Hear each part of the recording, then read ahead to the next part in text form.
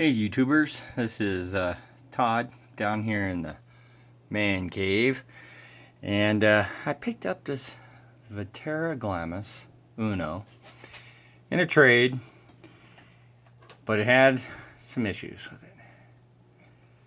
The differential, the spur, and the input gear are all missing teeth, and they're pretty hard to find. Actually, I went to YouTube and I Googled a couple of things. I found the differential gear out in Australia, but I'm not willing to wait for it and postage and the price of it and everything else. I was able to modify out a Traxxas slash rear end for it. Now, what I did do is I printed out two plates. One is the bottom plate, which I gotta go down to the hardware store and buy some good buttons for it. And I'm also gonna add some gussets or some stiffening rails underneath there, so I take out a little bit of the flex. It doesn't flex bad once you get it all together, but I just, maybe want to overbuild it a little bit. The second piece I printed off was this guy right here, and this is the top plate. And this is what my turnbuckles and everything hold together when I put it finalized together. Now I did leave a spot here for these little guys right here, and that's a computer standoff. I picked those up at a Micro Center.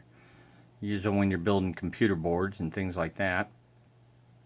And that's what my turnbuckles are going to screw into.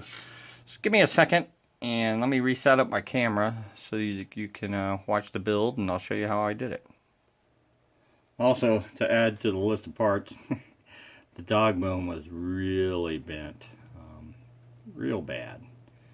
Maybe not real bad, but bad enough that it causes vibration. And a bent dog bone is a bent dog bone. It's not needed.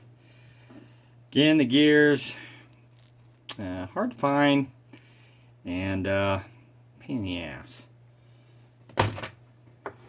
So, what I did do is this guy right here. Now these little computer things, standoffs, slide right back in here like this, and like that. And then you grab the car, and you take your turnbuckles, and you screw them in just like this.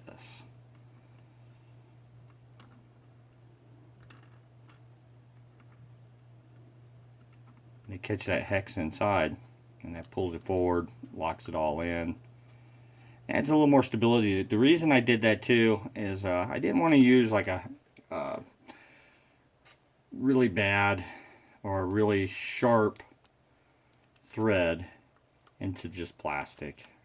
Again, it's just 3D printed off, so you're looking at strippage or breakage or something else to go bad. What I did forget to show you was underneath and between the two, I did add this. This is where my transmission sits, right up against this plate here. Adds a little more stability back here. I'll get these guys screwed in real quick.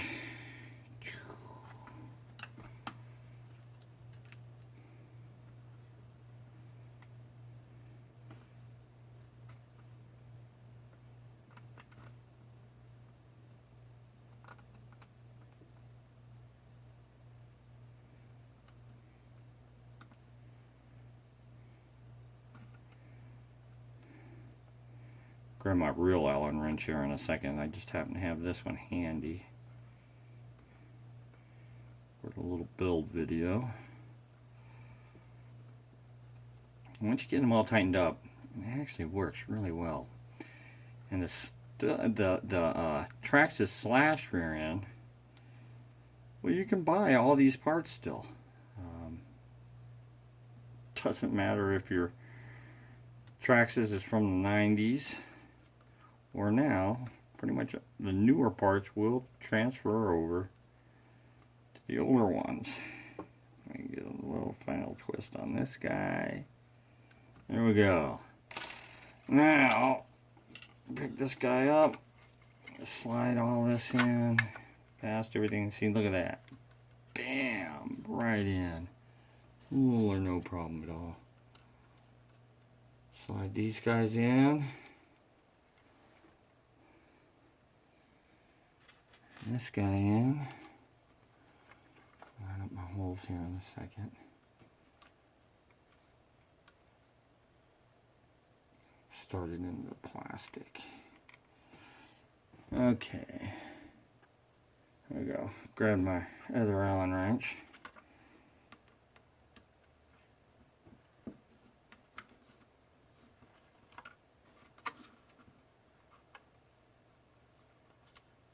Let's get them holes lined up. Drop your button heads right in. This guy going before I tighten everything up.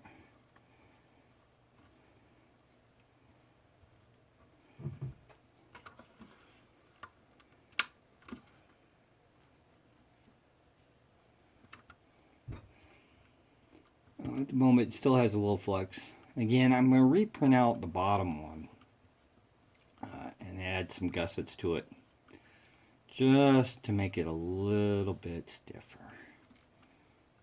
There you go. There you go. And tighten down. Bam. Look at that. Nice smooth action back there. Back here on the original one, they actually have these turns, so if you crash, it just breaks them off every single time. And as a matter of fact, I didn't even have that part with this one. It jimmied it in and put in a aluminum part in there, but it was kind of just jimmied and kind of roughed in, and it just was not serving the purpose that I wanted it to. So give me a second and I'll start screwing in the top and show you how it all fits together. Okay, so I brought you back in. I'm finalizing the last two screws that go in on the roll cage for the rear.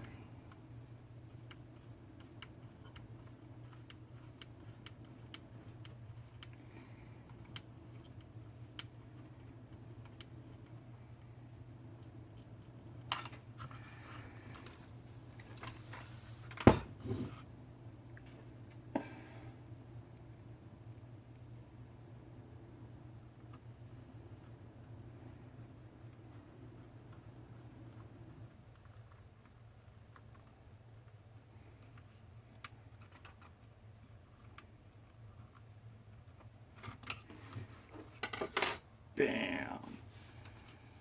See how it sandwiches right up in where the original plate, that would be this guy right here. Originally hooked in there, and it hooked up to the top of the tranny, providing support. Now when you get it in, it's just rock solid. There's no play to that at all. And the only other thing that I did do is I built some standoffs for the shocks right here. Now these were off of Axial X10 or AX10.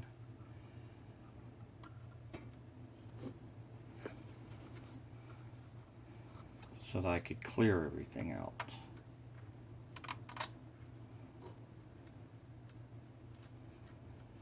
I did put a washer on the front and the back. It helps with the flex. This guy, it actually, if you can see it on the other side, it does, or maybe on this side, it does have some flex, but once you tighten everything up, it takes that flex right out. Makes life a little bit easier. You don't have to worry about that thing breaking or flexing as bad as it was.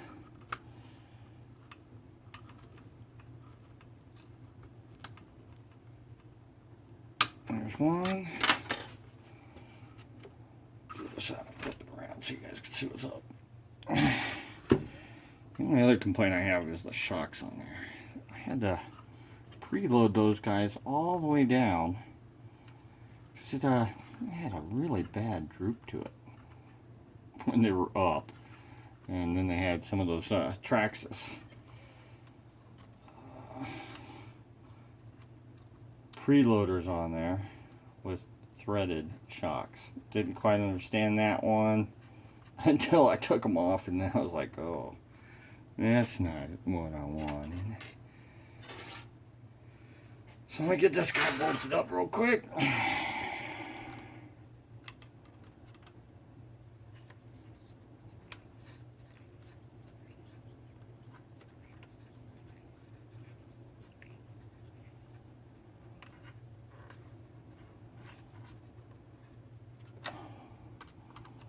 A little love on the other side. Man, now see what I mean by there's still flex, but when you're operating it by itself, there's no flex. Now I'll show you the underneath. See how those steering buckles? It's a tight fit. I mean, there's no doubt about it. But best to be tight than to be rubbing or really loose. Give me a second. Alright, I'll give you a quick run around on it again. This is it with the Traxxas rear end on there. Kind of mush. I need to upgrade these shocks. It's the only other thing I really want to do. But with that being said, look at that. That all fits in there nice, neat. Kept the fuse motor on there. It's smooth in the back. There's no rubbing. Now, no doubt that gear does come close. I mean, there's kind of a picture. There you go. There is very little wiggle room in there. Hold on.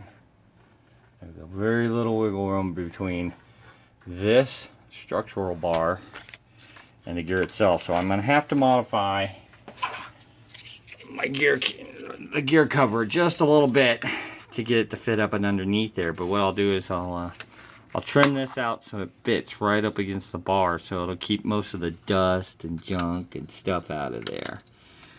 But there it is. That's my fix to the Vaterra Glamis when your gearbox looks like that.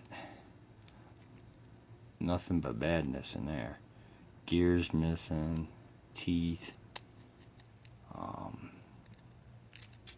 Just not good. And the other thing I found too, oh yeah, right here.